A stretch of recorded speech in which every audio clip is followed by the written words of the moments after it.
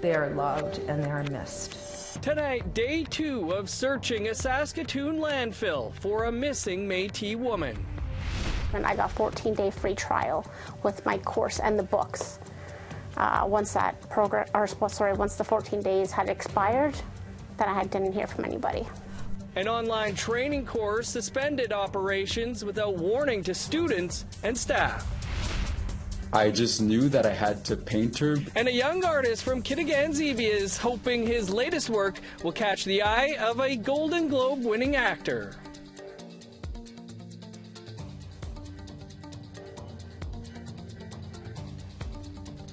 Good evening, I'm Dennis Ward. Welcome to APTN National News. Today marks the second day of the search for missing Métis woman Mackenzie Trottier. Métis Nation Saskatchewan says they are happy to see the action being taken to find her. Video journalist Rachel May sat down with the group's vice president. It's difficult, and when they're searching somewhere that is particularly difficult, like a landfill, I think we all feel the tragedy and the sadness for the Trottier family. December 21st, 2020, 22-year-old Mackenzie Trottier left her family home in Saskatoon. She hasn't been seen again. Yesterday, after nearly 3.5 years, the search for her moved to the Saskatoon landfill. Michelle Leclerc, vice president of Métis Nation Saskatchewan, commends the city police for actively searching the landfill and not letting Mackenzie be forgotten. That's important for that family to know that they are being acknowledged and that their child is important. The Trottiers have posted on social media that Mackenzie would not want this attention unless it meant action for all missing people. Leclerc says although Mackenzie isn't here to use her voice, she is still helping raise awareness about missing and murdered people. And women in particular are at risk of going missing, of being murdered.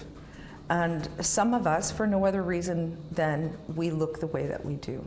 When it comes to searches like this, Leclerc says it's vital people remember to have empathy. It doesn't matter where they've been. They are part of people's family. They are part of our community. They are loved and they are missed. Leclerc says Métis Nation Saskatchewan workers will continue to support the Trottier family through this difficult time. Rachel May, APTN National News, Saskatoon. To Manitoba now, where 8 First Nations have launched a $4.8 billion lawsuit against the City of Winnipeg, accusing them of dumping sewage into waterways and polluting Lake Winnipeg. On February 7th, over 200 million litres of raw sewage was released into the Red River after a pipe burst. The 8 First Nations claim the city, province, and federal government violated treaty rights and failed to consult with them about the condition of Lake Winnipeg. The lawsuit calls on the defendants to construct systems to prevent raw sewage from entering the waterways. It also demands $500 million to be paid to each plaintiff First Nation for violating charter rights and $100 million for punitive damages. Chief Gordon Blue Sky of Broken Head Ojibwe First Nation described the destructive impacts. It's a number of things that I've heard over the years and I've seen over the years of fish coming to the surface and obviously that are deceased. Some are deformed. There's also 1 year I witnessed hundreds of dead frogs on the shorelines of Lake Winnipeg. Obviously, we hear stories from our knowledge keepers and elders that the water in Lake Winnipeg at one time used to be able just to scoop a cup in there and drink right from our lake because of how clean it once was, and that wasn't long ago. A homeless shelter in downtown Montreal is in the process of providing long-term housing for the city's urban Indigenous homeless community. Indigenous Project Quebec has been working on the pilot project for 2 years. 14 rooms will be available for rent come July. There will be a collective kitchen, common area, and 2 bathrooms. It was prompted by the lack of housing options available for residents who have gotten sober. That's because they would now have to return to a shelter where alcohol is allowed to be consumed. If the pilot project is successful, Indigenous Project Quebec will consider purchasing an apartment building for long-term housing. We're renting this building for 5 years, so the purpose of it is to rent apartment units for people who are going to want to stop using alcohol or drugs. So before they could sign a lease, they would have to sign an agreement saying that they're going to go to therapy, and then after the therapy sessions, they come back here and they have their room for at the most 5 years. An online training program has left students and instructors out in the cold for weeks. That's because the school suspended operations earlier this year, but it was done with little to no communication. Now some students and ex-staff say they've lost trust in the school. Here's Annette Francis with that story.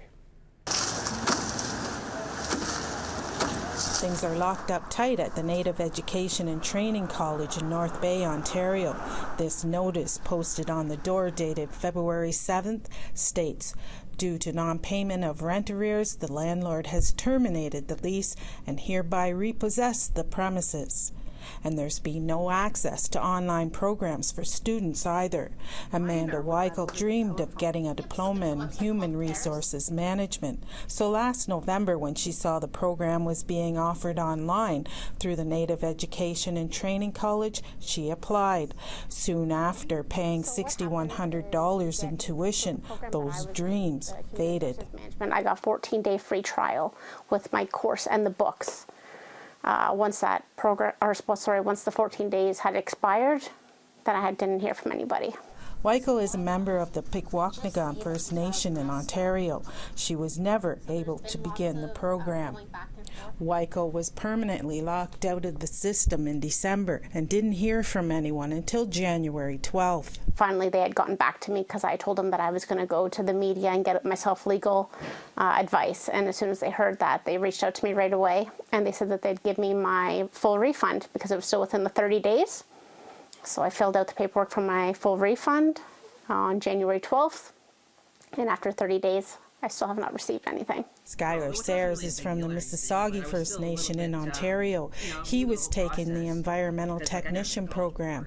Sayers has been locked out too, although his band did pay for the program. In the end there, I did the exam on January 4th, and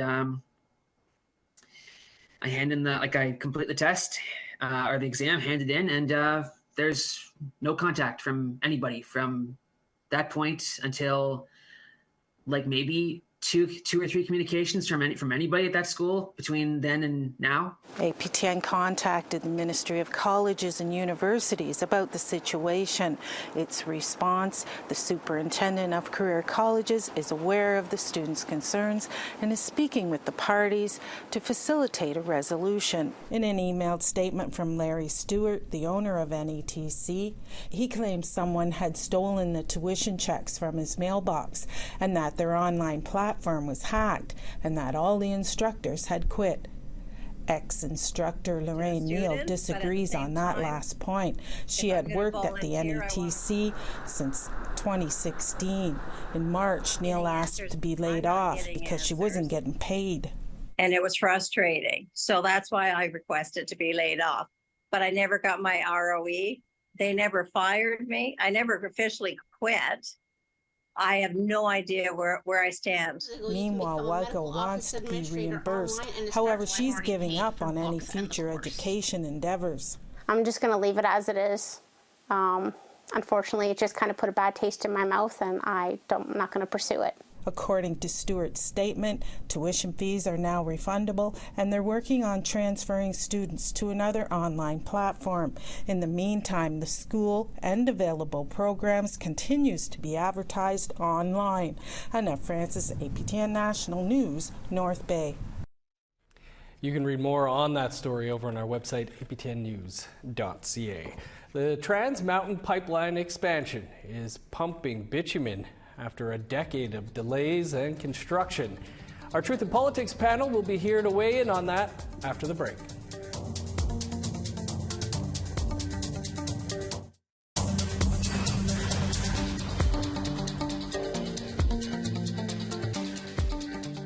Welcome back. After more than a decade of construction and ballooning costs, the Trans Mountain Pipeline expansion is complete and oil is now flowing. The roughly 1,000-kilometer pipeline running from Edmonton to Burnaby will now carry nearly 900,000 barrels of bitumen daily to market. The now federally owned pipeline was divisive among Indigenous peoples, some who protested it, others who want to buy it. For more, we're joined by our weekly Truth and Politics panel. Jennifer Lewitz is a policy analyst with War Shield, and Egon Sinclair is a columnist with the Winnipeg Free Press. Jennifer and Egon, thanks for being with us. Jennifer, the pipeline was originally proposed in 2013 by Kinder Morgan with a price tag of $7.4 billion. Of course, we know the federal government ended up having to step in and buy the pipeline. The final price tag, $34 billion. Was it worth it? Not if we're overpaying for that much. I think, the federal government seems to make a lot of deals that seem to overinflate the cost at the end. And I think, if it's costing that much, I don't know whether or not it's worth it. But there's going to be a lot of people that are, pro oil and gas that are going to see this as a win either way. But whether or not paying that type of price is worth it is an entirely different question. Right. And Egon, as I mentioned in the intro, this was a divisive project, even amongst Indigenous peoples. To some, it was desecration to Mother Earth. To others, jobs, economic sovereignty. Can you walk us through some of those divides? We have to go back in history a little bit to the world of 2016, which is around the time when the Trudeau government decided to intervene and, in the end of the day, buy the pipeline. Just coming out of the time of Idle No More, there was a real split in Indigenous leadership in terms of kind of Indian Act leadership or elected band council leadership, and then what we might call traditional leadership, particularly in BC with hereditary chiefs and so on. So we saw this similarly with the Wet'suwet'en and the Coastal GasLink pipeline. There's a real split in Indigenous communities as to on the issue of pipelines and on the issue of resource development. And so in 2016, the attempts by the Trudeau government was to try to quell this by taking responsibility for the pipeline in what had become a rather untenable situation. Now, the reason that this pipeline got built was because of the pandemic. The pandemic intervened and stopped any activism for both Coastal GasLink and for Trans Mountain. And those projects continued, as well as many other projects, for instance, Manitoba Hydro projects here in Manitoba. And so is it been right? Well, certainly it's happening anyways. And while it's split Indigenous communities, those rifts have still not ended. In fact, I would say that the schism is probably more developed. But the fact is that, Indian Act leadership or elected bound council leadership are often trying to create some sort of economic livelihood for communities. So good, bad, great, ugly, they often see this as the one path to be able to, for sustainability, financial sustainability, but the community sees it as a real dead end in terms of cultural ways, or perhaps just water and oil, because we know that these pipelines go through reserves. They fail environmental assessments, and they fail in the issue of consultation, which is a constitutional requirement. Jennifer, there are Indigenous groups that want to buy this pipeline, and I say Indigenous because the Métis Nation of Alberta is or was part of an ownership group looking at this. Is this ownership something you think should be pursued?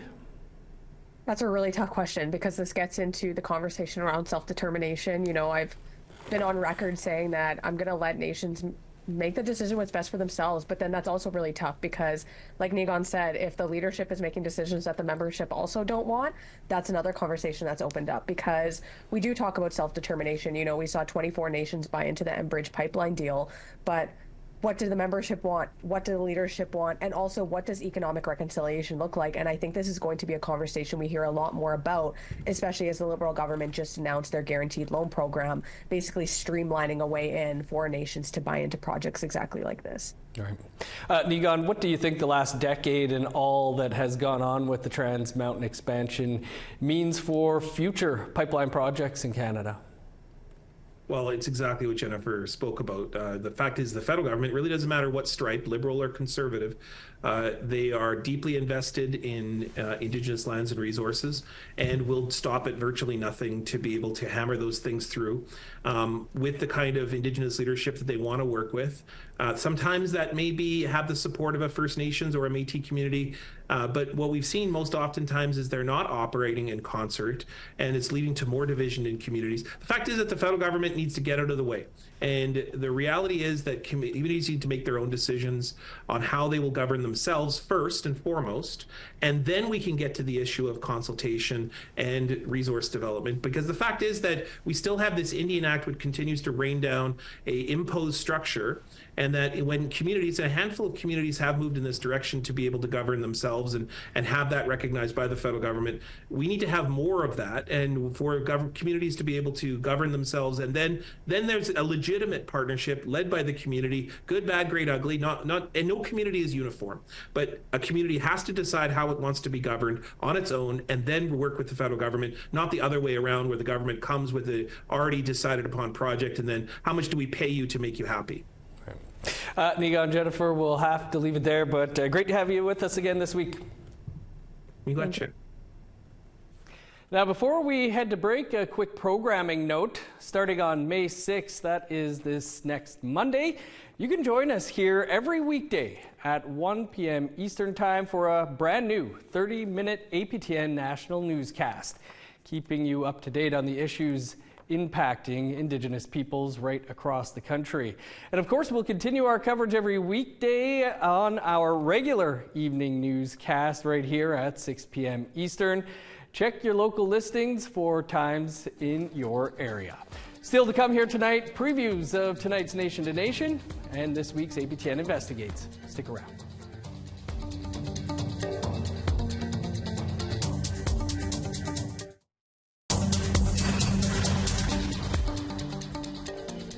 Welcome back. Time now for our photo of the day. It was Go Oilers Go for their, as members of the Daly Denna Council watched the Edmonton Oilers live. Roy Abu had always wanted to see a game in person, and the Oilers did not disappoint with a big win. Be sure to send us your photos to share@aptn.ca for the chance to be our next photo of the day, especially if you're in Toronto for the big Leafs win tonight. Now let's take a look at tomorrow's weather forecast. Starting on the East Coast, showers in 10 in Halifax, 12 in Fredericton. Sunny and a high of 5 in Kuujjuaq, a cloudy high of 1 for Nain. 19 in Montreal, showers in 16 for Val-d'Or.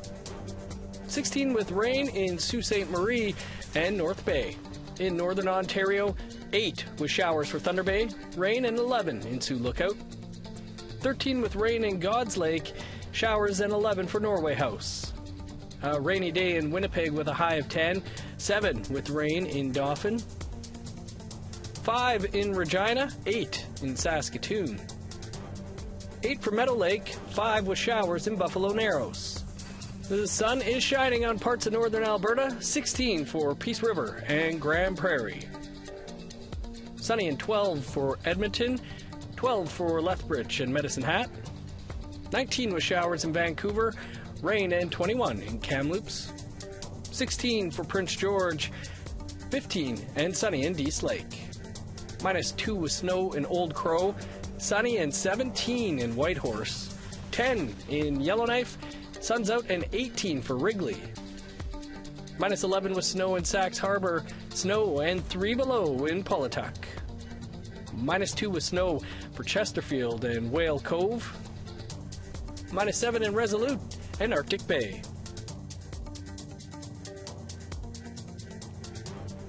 An Algonquin artist from Kitigan-Zibi, an hour and a half north of Ottawa, is hoping his latest work will catch the attention of award-winning actress Lily Gladstone. 21-year-old Gabriel Ottawa is an addictions and wellness counselor. When he's home, he makes beautiful oil paintings, usually of actors or characters from TV or movies. His latest masterpiece is of Indigenous actress Lily Gladstone, known for her role in Martin Scorsese's Killers of the Flower Moon. Ottawa spent 6 painstaking months on Gladstone's portrait with lots of love.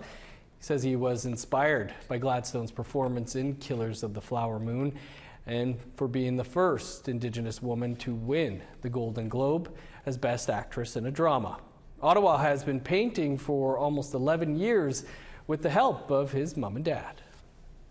She was doing the award shows and she was winning, you know, the Golden Globe, the Screen Actors Guild Award. I followed all that, and that's the first time ever in my life where I followed an actor in that way. I was just such a fan because she became so, like, I just knew that I had to paint her. Great looking work, and so far Ottawa says he's on cloud 9 for Gladstone simply liking his painting on Instagram. Over to our Ottawa studio now, where Fraser Needham is standing by with a look at tonight's Nation to Nation. Coming up after the news, it's been almost 5 years since the National Inquiry into Missing and Murdered Indigenous Women and Girls released its final report. And in Winnipeg, NDP MP says the Trudeau government has made little progress. As well, the Manitoba Métis Federation will be co-hosting a summit later this month to address what the organization says is a growing problem of Métis identity theft. And there's a new report out on child poverty. It shows these rates in Nunavut are not only growing, but the worst in Canada. All this and more on tonight's episode of Nation to Nation. Thanks, Fraser. In the winter of 1987, Stanley Morris Peters was struck and killed in a hit and run in BC's coastal mountains. There was a conviction in the case, but Peters' remains have never been found. Tomorrow night on APTN Investigates, journalist Rob Smith digs into the decades-old unsolved mystery. Here's a preview.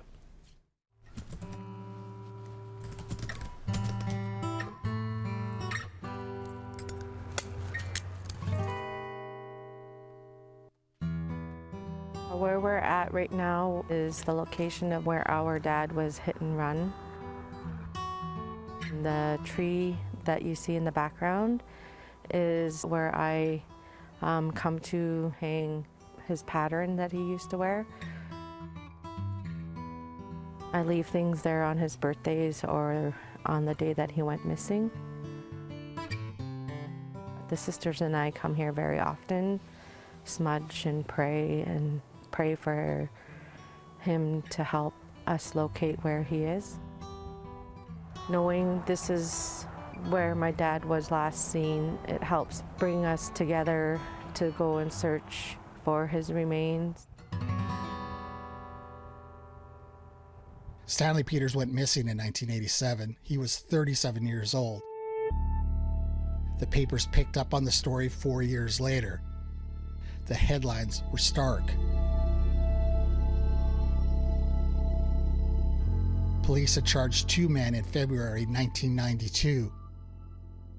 Dennis Williams charged with hit and run, Lawrence Pascal charged with obstruction of justice.